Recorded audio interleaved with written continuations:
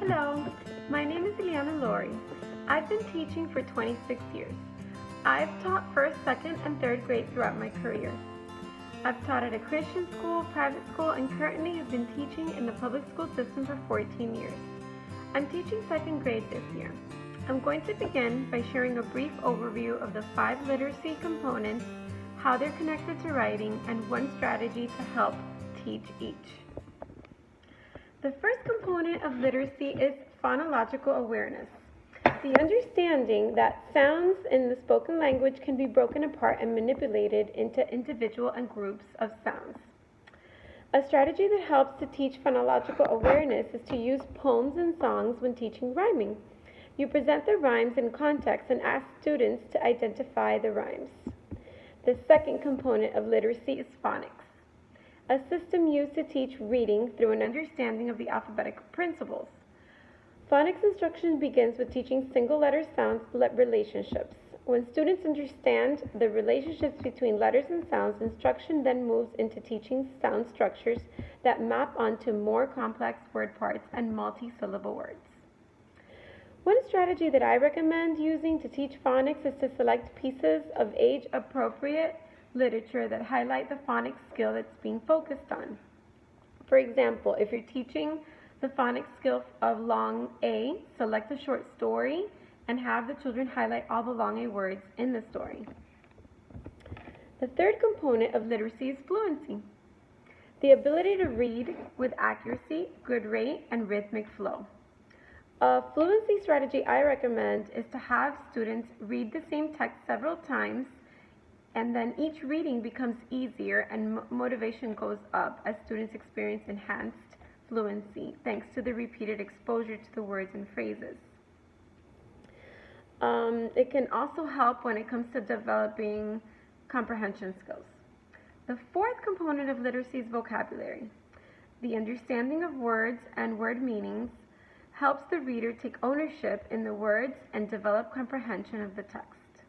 A great strategy to teach vocabulary is to introduce a few vocabulary words each day and continue reviewing the ones already introduced. By taking a little bit of time each day to review a few words, you improve the student's understanding, retention, and ultimate use of those new words. The fifth component of literacy is reading comprehension, the ability to understand and interpret what you read. In order to successfully comprehend written material, you need to be able to decode efficiently as well as interpret the language being read. My go-to strategy for reading comprehension is the use of graphic organizers to help students read and understand texts. Graphic organizers help focus on text structure differences between fiction and nonfiction. They provide tools that can be used to examine and show relationships in text. It also helps students write well-organized summaries of text. Reading is generally easier than writing because identifying the pronunciation of a written word requires less work and less memory than writing down the correct sequence of letters of a spoken word. Once a student is writing words, they will little by little evolve into complex thoughts, and that's when sentences and grammar conventions begin to appear. This could take a couple of years and continues to progress through the primary grades. As with reading, students must practice writing to become proficient. Explicit teaching of sentence structure and developing more complex sentences is crucial. Students in the younger grades who find writing to be challenging require explicitness, extra practice, and for teachers to scaffold through lessons. My favorite writing strategy is to use graphic organizers with a topic sentence in the center and 4 squares all around it. 3 squares for the details that support the main idea and 1 square for the conclusion sentence.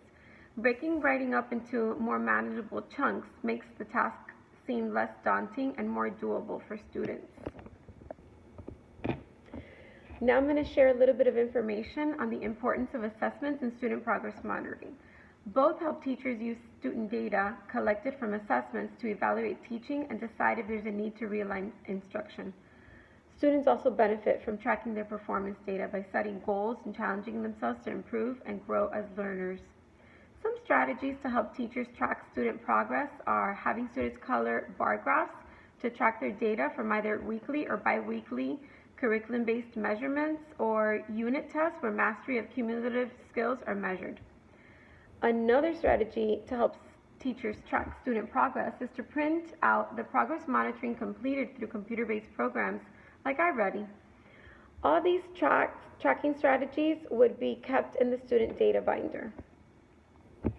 There are some online resources also that can help teachers support struggling readers and writers. Younger students learning to read could benefit from starfall.com. It's a wonderful free resource that introduces sounds, blends them into words, and teaches sight words as well. For older students, there's readworks.org, which provides a large variety of nonfiction and literary articles. This website includes reading comprehension questions, vocabulary lessons, formative assessments, and teacher guides as well. Finally, literacy specialists can help support students and teachers in a non-threatening way.